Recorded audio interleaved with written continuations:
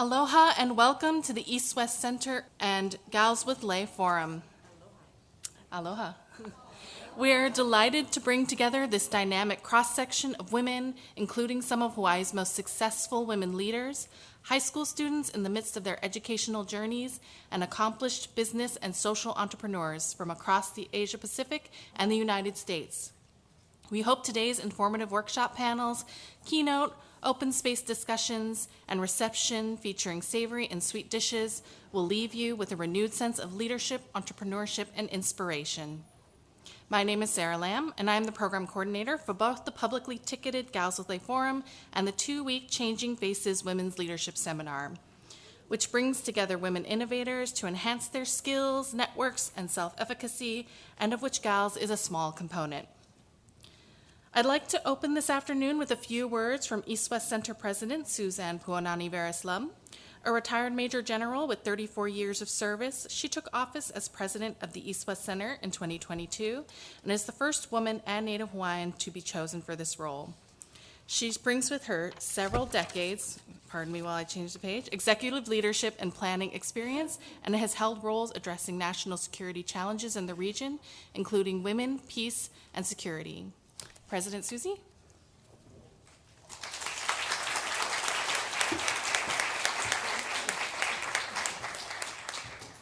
Mahalo nui, Sarah. Aloha mai kako.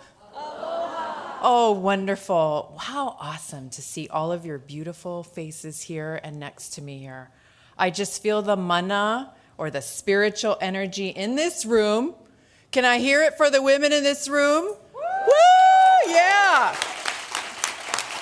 Right here in this very special sacred place where we acknowledge the land upon which we stand, here in beautiful Manoa, next to the Manoa Stream, a place that was established in 1960, but actually centuries before, where the Kanaka Maoli, the Native Hawaiians who've stewarded this land, and we must say, women who have stewarded this land, malama, or took care of many children, families, to ensure that they thrived.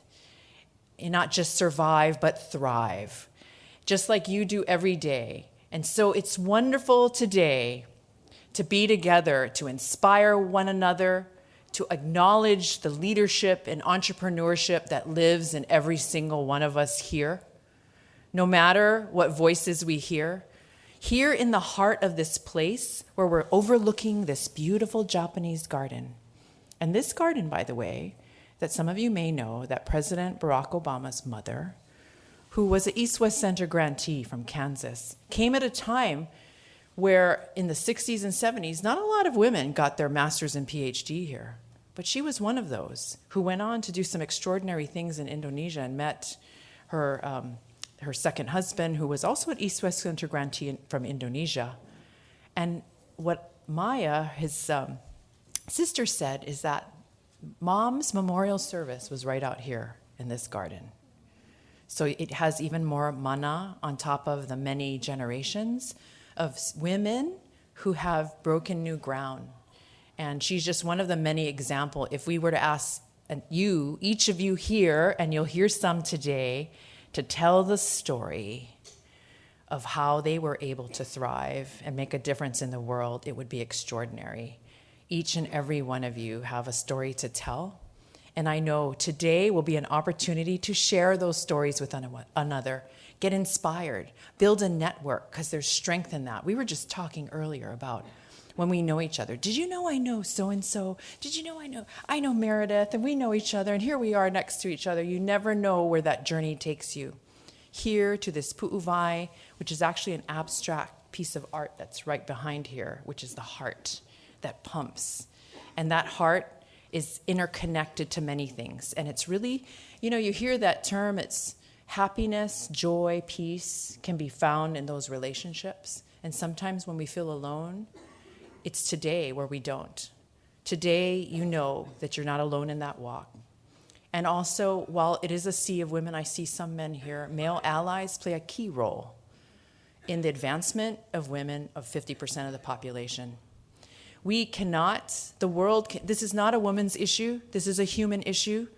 It is of the interests of all humanity to look at how we leverage the amazing talents of every girl from the moment she's born to the time we have a memorial service, that we can celebrate the life of that amazing young woman. And that's the role that these amazing panelists tell us here today. They have done some amazing, extraordinary things, and I was excited to go on Hawaii News Now and share about today's event. And I had studied up their bios, and I was like, wow, we've got some extraordinary people here. But I know they're a sampling of everyone in the audience here today. So I really want to thank, before we begin, Miss Sarah Lamb, who's done some extraordinary things.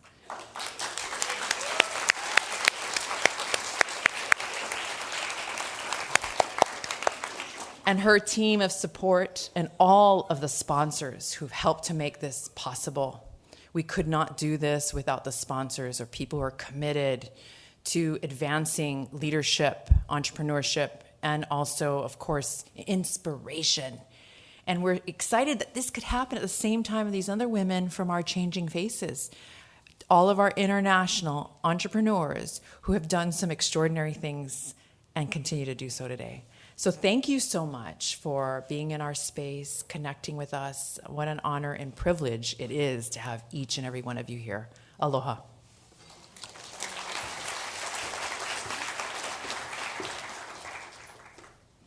And now I'm delighted to introduce Meredith Artley, Doris Duke Foundation's Executive in Residence at Shangri Museum of Islamic Art, Culture, and Design, and the moderator for this afternoon's keynote panel, Reinventing Birth. Meredith? Sarah, thank you. Aloha, everybody. Aloha. As Sarah said, I'm the executive in residence. It's the first time we've had an executive in residence at the Doris Duke Foundation Shangri-La Museum. Shangri-La Museum is right here in Honolulu.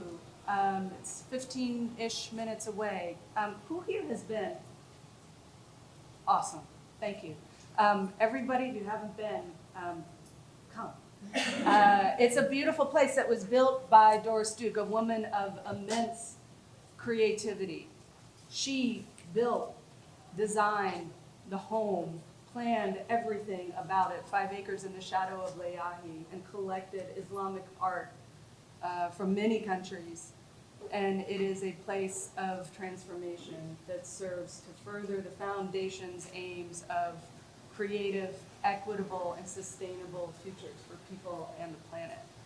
So I'm delighted to be able to spend time at Shangri-La. I commute from my home on the Big Island in Waimea, and I get to work with incredible people. Some of them are here, like Leah and Nahed. Kristen is here somewhere. There she is. Hey. So it's wonderful when you have colleagues, friends, allies who we show up for each other. So thank you all for that.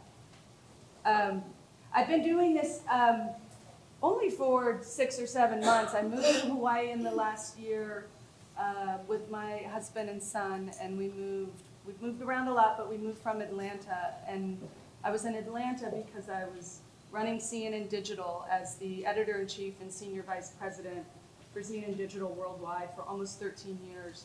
It was an incredible job. I loved it. I was, running the people, the teams, the content creation, about 350 people worldwide at different newsrooms around the globe. And I love news, and I love the spread of truth and information. But I had a moment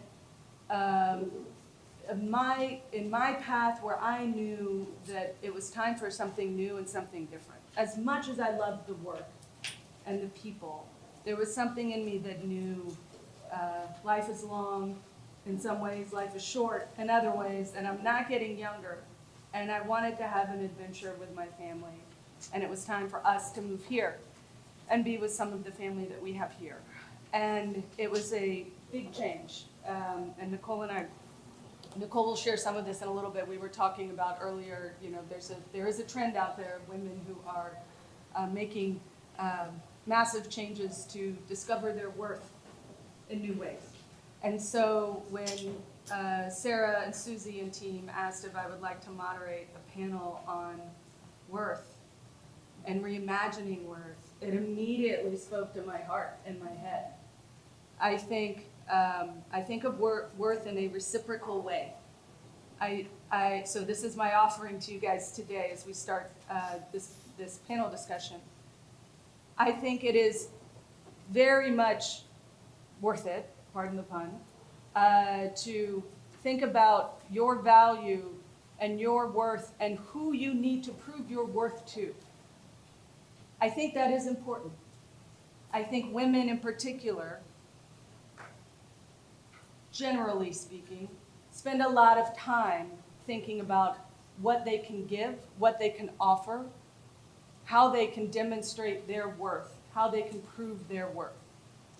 I also believe that equally important and less considered is what is worth my time. Is it worth my time to engage in this activity, whether it's work, whether it's a relationship, whether it's a situational dynamic that we go about day to day? Those questions are balanced questions. What do I have to give to my colleagues, to my family, to my friends, to my community? What is my worth that I can put forward?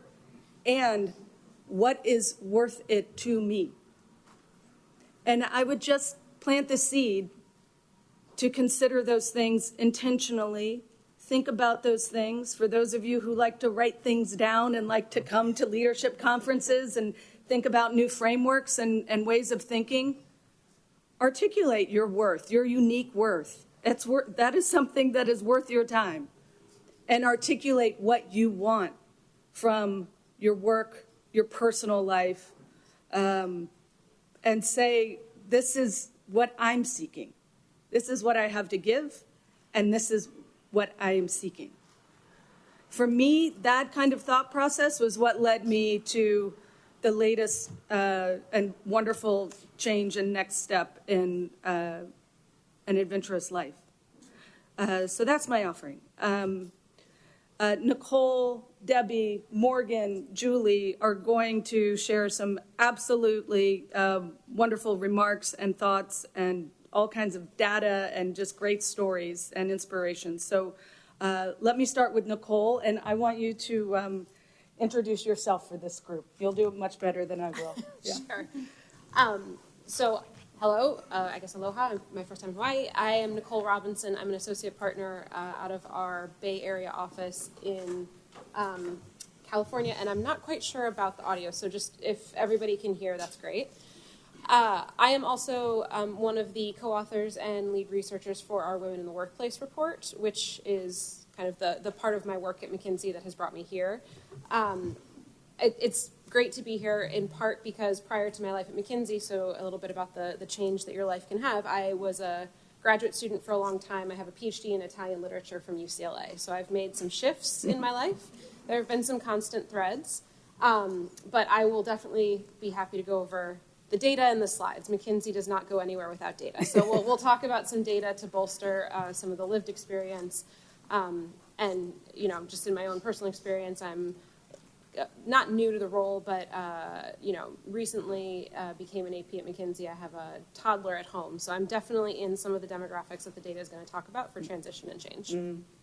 So this is going to all be about the 2022 report. So full transparency, this is a little dated because I am furiously working through data crunching and insights on the 2023 report, which will be published in early October. I can say, having gone through this now about 8 years, this is going to be our 9th report this year, there has been progress, there has been movement, there has been change, but it is small. So I do feel confident bringing last year's report to this presentation because unfortunately there's no silver bullet. There's nothing that I think will make this year's report seem wildly different when it comes to some particular things related to the pipeline and the challenges that women are facing. So as was previewed a little bit, we did see last year that women were facing two main challenges. One of those would be sort of perennial, and one of those was, I think, new and unique to last year. Before I jump too far into those challenges, I did want to just anchor a little bit on what we're seeing. So the data I find very helpful for this topic.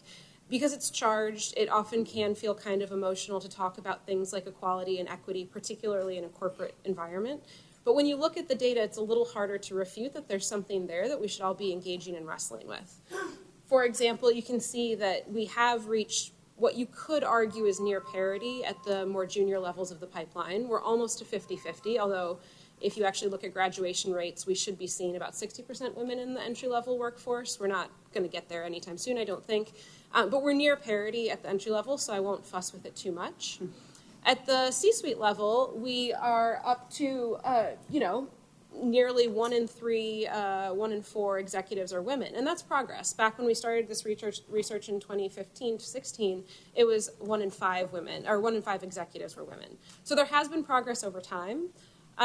The story for women of color is not as good. You can see that drop-off is pretty profound. By the time we get to the top of the house, only 1 in 20 executives are women of color. And so there's a lot of room here for continued growth and progress.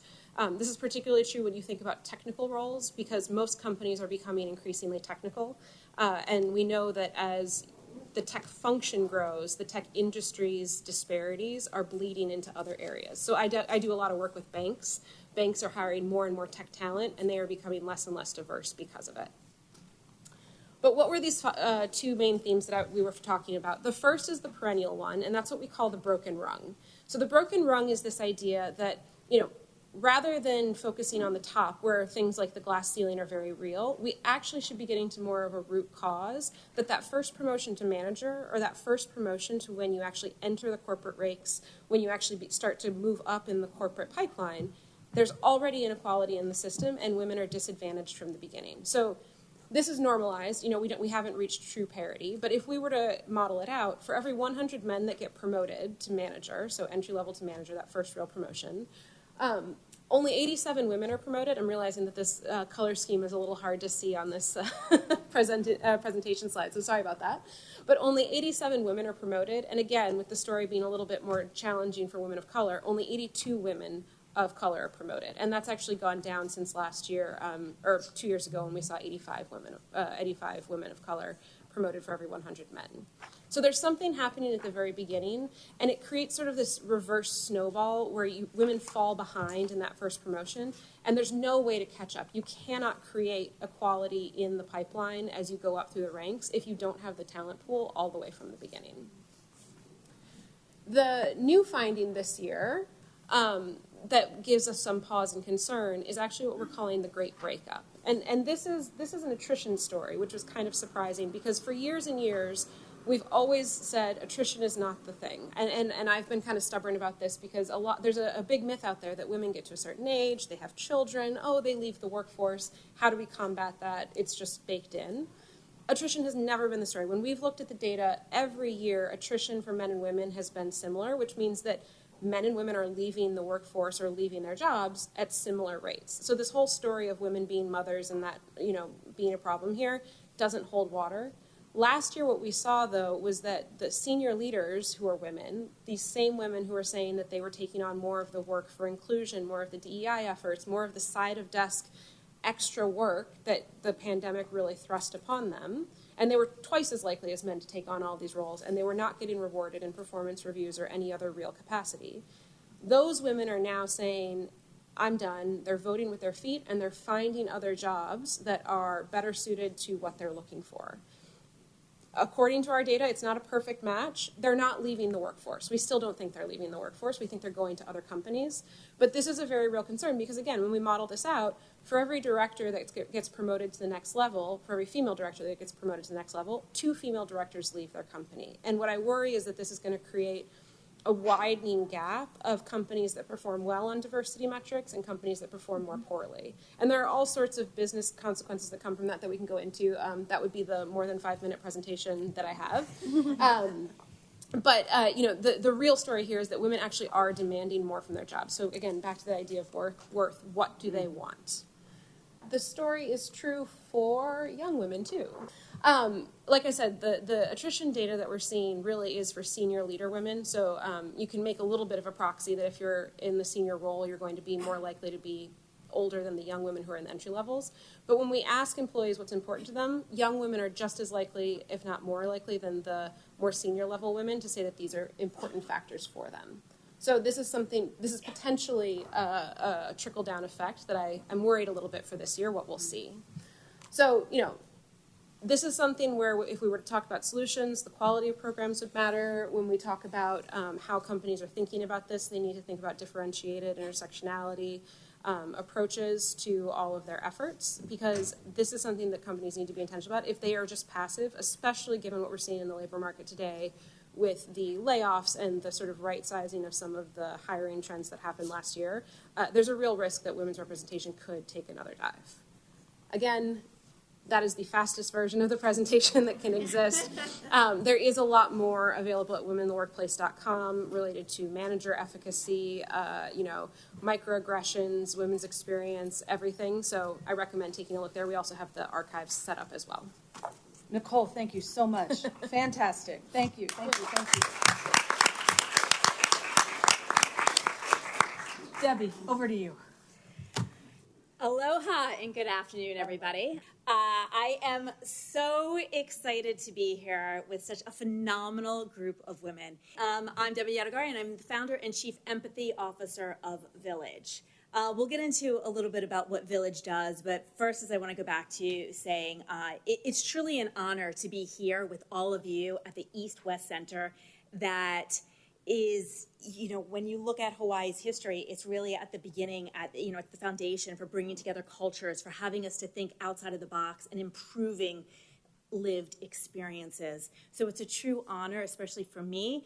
I was born in Hawaii, and this is the first time I'm coming back. So it's incredibly meaningful to be returning in this capacity to address belonging in the workplace, up-leveling women, and really rethinking the workplace and how to make space and improvement for all of those numbers that we just talked about. So, we talked a little bit earlier about change, and I'll share with you my story. I started my career on Wall Street. I was one of those incredible students, top of my class, landed a job in big law, thought that I was going to rule the world, really gunning for that corner office. Then I experienced the reality of corporate America, and it definitely was not the spirit of aloha, let me tell you. And I had run-ins day in and day out that really had me questioning my worth and my value. And it all came back down to the manager-employee experience. And I had the opportunity to switch employers, and I took it. And I went somewhere else, and I saw history repeat itself. And what I saw from my personal experiences as well as my observed experiences were that there were problems that were running rampant throughout corporate America that were really putting pressure on employees, and especially women. My personal story was I had the best boss in the world who didn't know how to support me as a working mother. I'm sure that there's others here in the audience who, have similar stories. And it caused me to off-ramp. And when you go back to the story that I started with, I was one of those people who really wanted to rise within corporate America. I never thought I was going to be the person to leave my job. But I found myself walking away and wondering, what can I do to change that? And that's when I launched Villyge. So before I go on, Villyge is a platform that upskills managers in how to support their employees through life events, through experiences, through all of those things in the background that come to work with us and that they affect us as employees, they affect work, and they also affect our teams. And there are things that absolutely affect women in disproportionate numbers, things like at the beginning of our career, having babies, towards the end of our career, back to the smash, menopause.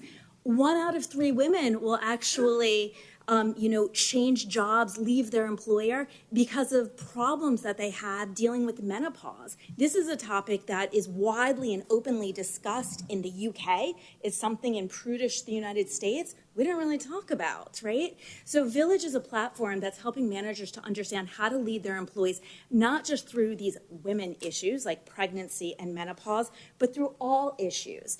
And when we make space and room for all employees to belong with whatever they have going on in the background, whether they're a military spouse preparing for their partner's deployment, whether they're dealing with loss, whether they're dealing with burnout or something as simple as a move, which can completely change our mind frame. And, we get a little bit lost in our head sometimes. Moving is considered one of like the 3 highest stress situations in people's lives, right? All of these things affect our lives. And for the longest time, we tried to pretend like what was happening in our lives didn't affect us at work.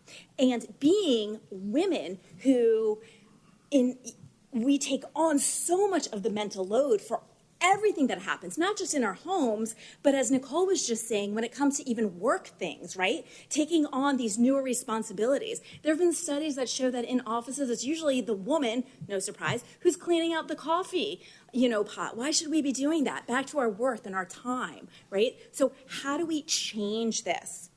So that's what I went after. And when I really stopped and looked at it, the problem is that really managers lack the know-how to show up for their employees personally. And that's what today's workplace demands. And so the pandemic brought about a huge opportunity. Boundaries were stripped down. And for once, we were all able to admit that what's going on in the background of Zoom absolutely affects how we're showing up on Zoom. And that allowed us a moment to pause to say, how do we fix this? And you know what, manager who was just promoted because you were a great individual contributor? I get it. You were never trained in how to truly manage people. And it's hard to manage people because not a single one of us, as inclusive and, with all of our high EQs that we all have sitting here in this room, not a single one of us here, including myself, Chief Empathy Officer, knows what it's like to walk in everybody's shoes.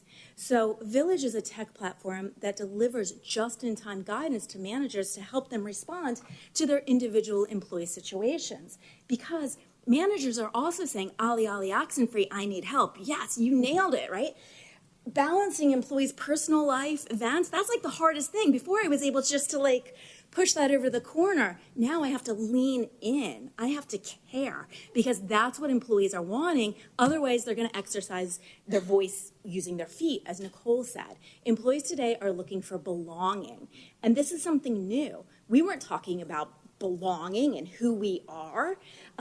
I'm from New York. I traveled a long way to be here. Last week I was walking around the streets of New York and I was looking around at all these people. And you know what? I probably didn't like half of them walking down the street. And that's okay. I don't have to be their friends. When you work with people, you have to find room to see people. And when you do, you find room to hear them. And when you do, you get different opinions. And that drives innovation to the workplace that translates into profits. So what I'm talking about here is not a kumbaya effort. It's truly the way to compete against our greatest competitors. And 49% of all employees out there have left jobs at some point in their career because of how a manager showed up. That was my story. And it's costing companies a lot of money when they have to replace another person. Villyge helps develop more empathic leaders. We help deliver them the tools that help them give them pause, to help them understand what it's like to for that particular employee and give them guidance on how to work with that employee through whatever challenge or experience they're going through. And it might not be personal. It might be a community crisis. God knows that, in the United States, we have so much going on, and delivers them the guidance that they need. So super excited to continue the conversation. I know we don't have a lot of time today, so definitely take a snapshot of my information here. We have to be there for one another, and drop me a line, connect with me on LinkedIn. If there's anything that I can ever help you with, brain meld with, I'm happy to do so. Thank you for having me.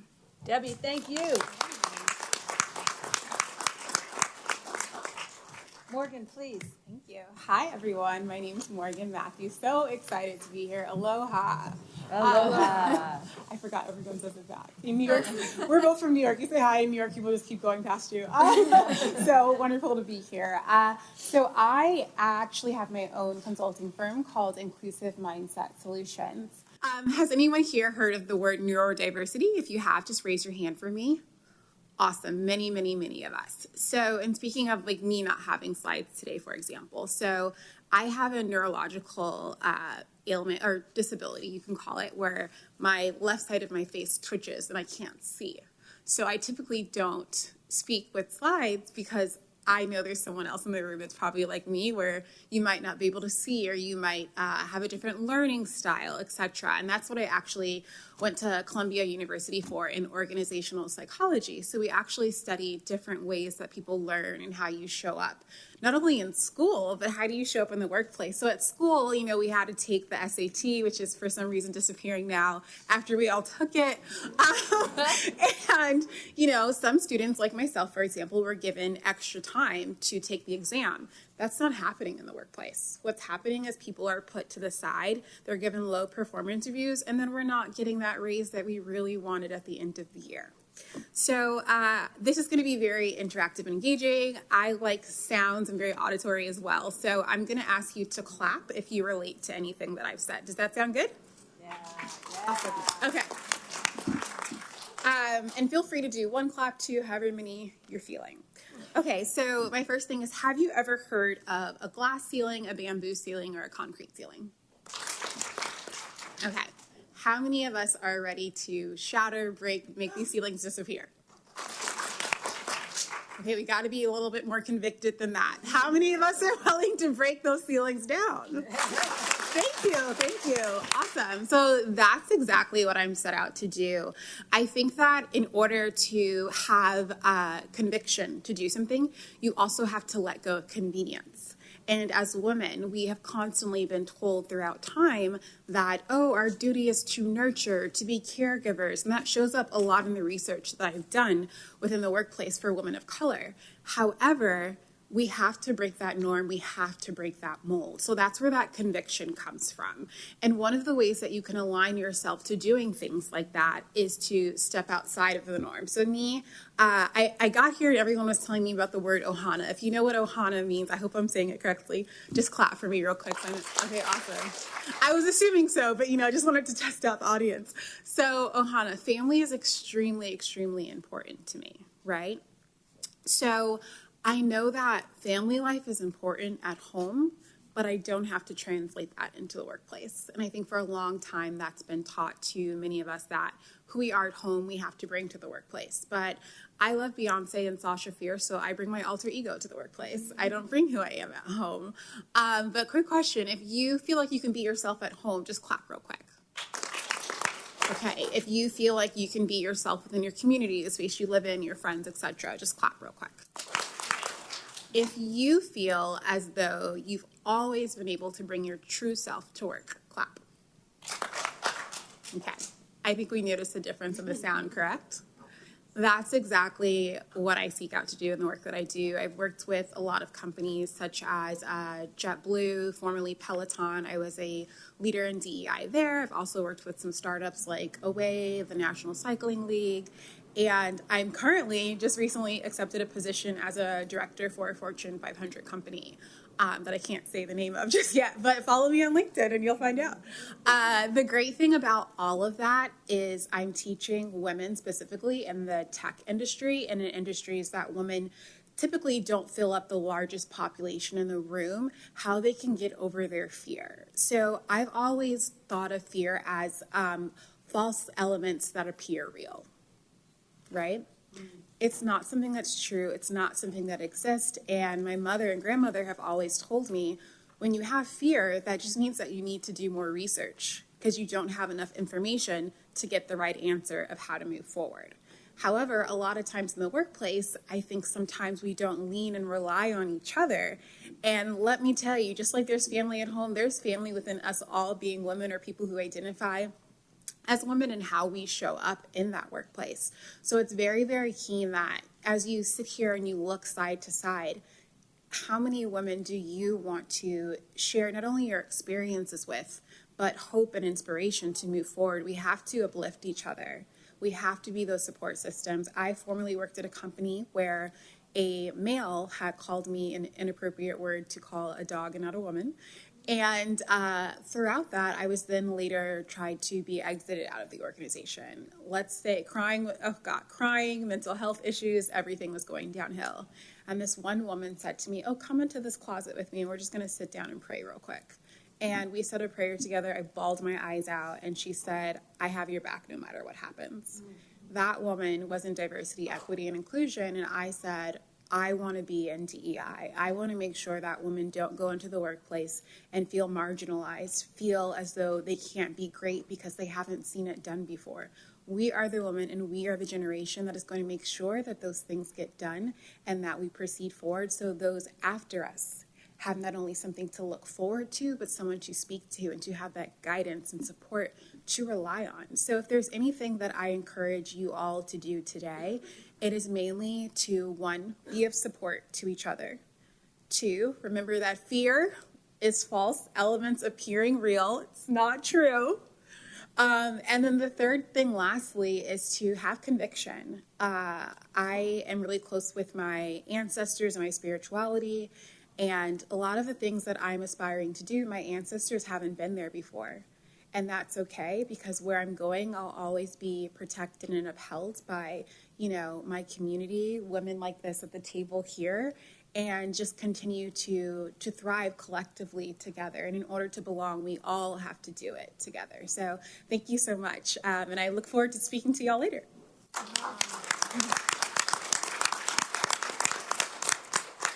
Morgan, thank you so much. Julie. Wow. Yeah. So my name is Julie Nakayama. I'm the Vice President and Chief Financial Officer for Kyo-Ya. Many of you are wondering, what's Kyo-Ya? So this is kind of my first slide. So we are owned by the Takamasa Osano and the Osano family. They are the last family-owned hotelier in Hawaii. They're not a REIT. They're not a private equity firm. They're a family-owned business. And so we currently, he owns these 6 properties, and I function as the CFO as an asset manager for the company. So it's Sheraton Waikiki, the Royal Hawaiian, the Moana Surfrider, the Princess Kailani, the Sheraton Maui, as well as the Palace Hotel in San Francisco. So raise of hands, anybody has stayed at these beautiful and iconic properties? Right? Okay, so keep coming back. We'd love to have you. So why I picked Kyo-Ya? I picked Kyo-Ya because they had shared values with me as an individual. So their big philosophy is to focus on the stewardship of the land, the culture, and the lives that we impact. And one of the big mantras that we have in our executive committee is leadership is the steward of the lives that we're entrusted with. And that means everybody that works with our company, and we have about 3,500 employees across our portfolio. So we talk about our values, and we talk about pono. It starts with doing what's right. It might not be the most economical item, but it's what is the right thing to do at the right moment for the right reasons, and that's what we're going to try and do. It's ohana. It's taking care of every one of our associates as if they are part of our family. We spend more time with our work family than we do with our actual family, and we want people to know that when they come to work with us, that they're truly part of our ohana. And then it's ho'olina. This is where our ESG goals is. It's how do we perpetuate the legacy of the properties, both in the land that we are responsible for, whether it's the beach, whether it's the building, as well as our host culture. And then it's also diversity, and that's where I come in.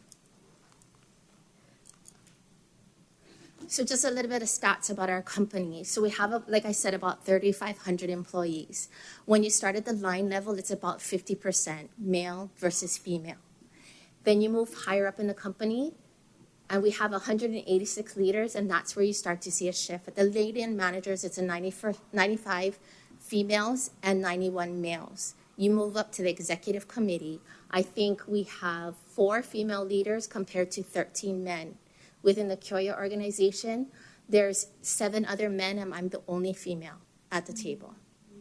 So this is where we created what we called Ke'alo Mahina. And what our goal is for every female at our company to feel unique, to feel powerful, and to feel that their voice is heard. How to create an environment at our company where women feel that they can proceed and be successful and know that whatever they say and whatever they bring to the table is valued. And that's really what Ke'alo Mahina is about.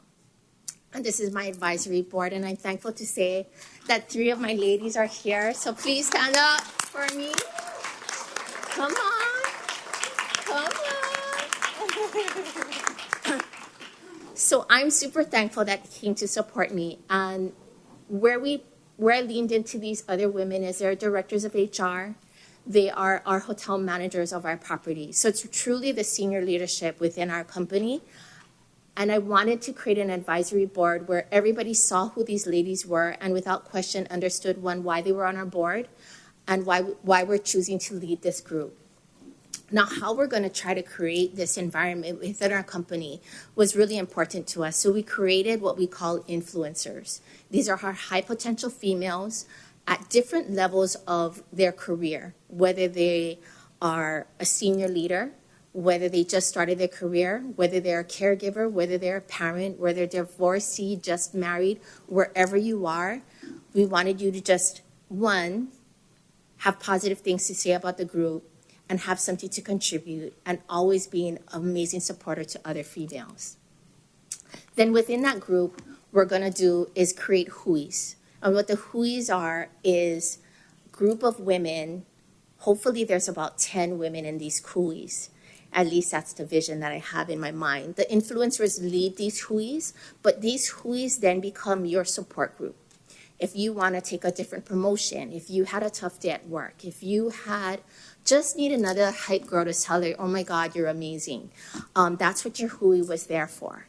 And these huis then would lead future meetings that we have within our company and then create fun items for them to say, whether it's playing golf, whether it's learning about how to pour wine or select wine at event, and how do you take the wine list and be the person who orders instead of deferring to the gentleman because you think they know more. Yeah. It's all these different things where we wanted the women to feel that they were empowered.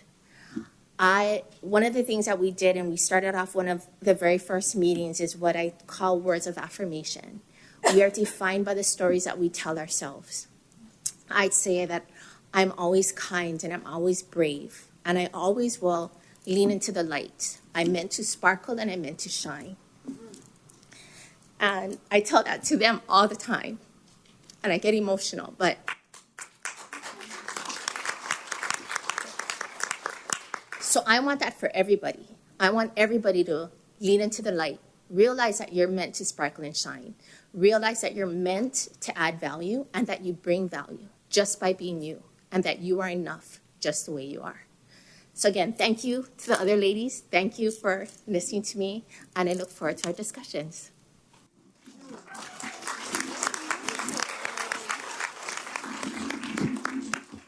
The limited time for this panel we won't be doing audience Q&A, but just pounce on them right afterwards and all throughout the time that they're here today, okay? I think they all offered that in various ways.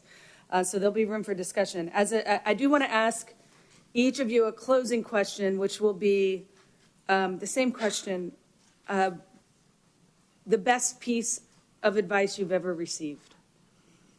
Could be one of the best pieces of advice you've ever received. But as you think about that for a second, I just want to bring out the editor in me and recap some of the things that we heard here.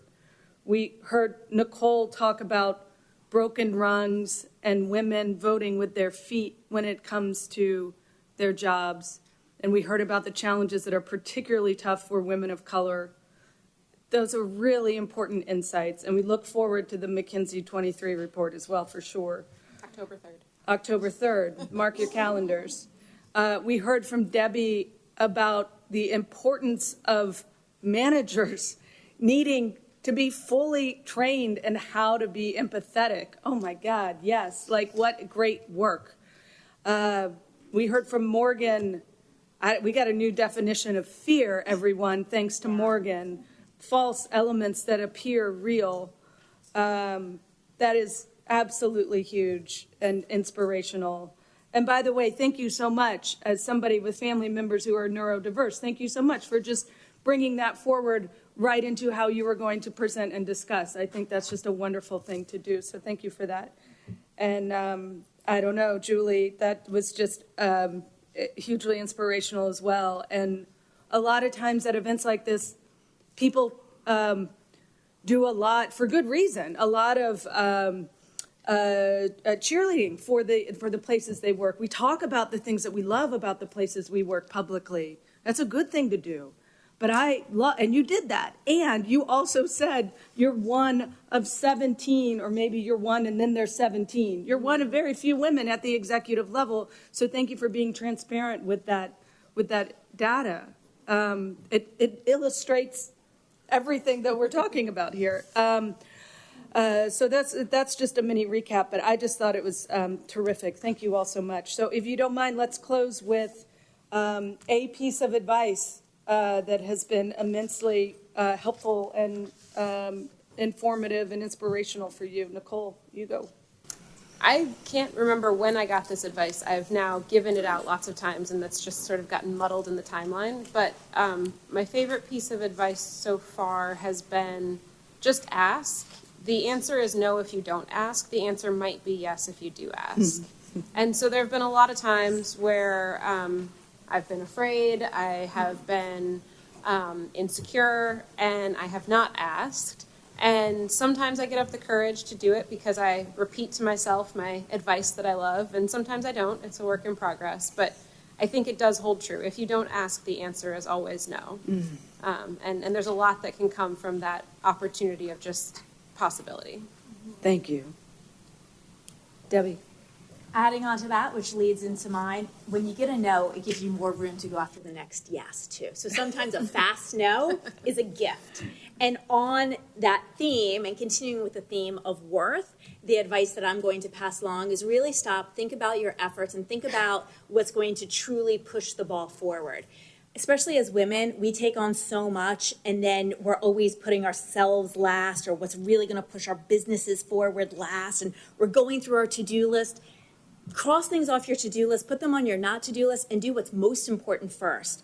So much of success is based upon 30% of our to-do list. Let's cross off the 70%. So every day, stop and think, what do you want to accomplish today? What's going to make you feel that day was valuable? Where's your time best spent? What can you push off? What can you delegate? And that will help each one of you who has so much to give more to this world.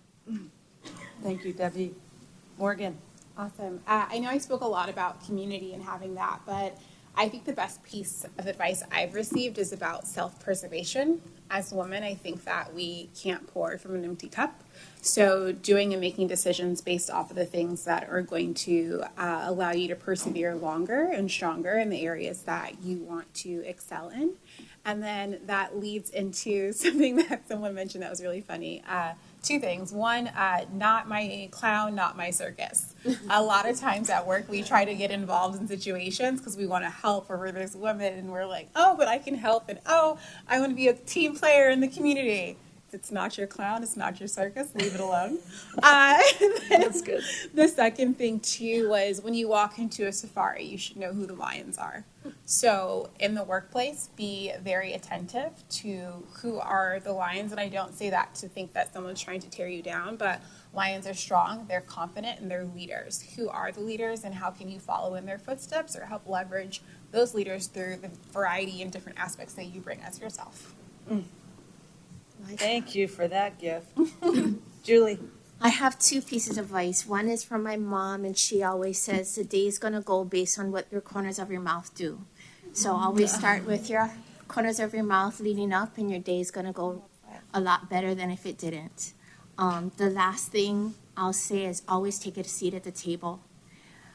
I think, when you think back to my story, we have this thing called the Kyo-Ya conference room. There's a seat of 20 seats around this oval table.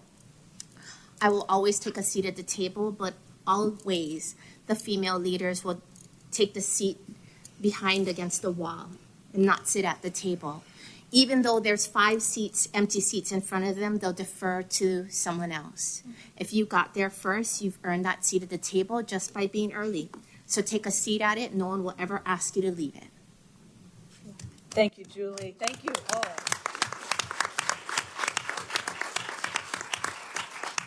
Just an outstanding discussion. Thank you, Sarah. Thank you, Susie, and your whole incredible, talented team. Thank you for your inspiration. Just remarkable, glowing Susie. Thank you so much. And My best advice. Oh, you called me out on that. No, there's no. We were told there's no audience Q&A. My best advice is don't stop trying. It's a little bit related to Debi's. You might get a no, or you might get a wall put up around something that you want, but try. Go another way, take another angle, take another approach. Perseverance and persistence are kind of mantras of mine. Thank you for asking. You guys, thank you for being here at this discussion and at this incredible event. Lots of gals with lay. This is just terrific. Sarah, is there anything else before we close up? All right. Well, that's it. Thank you.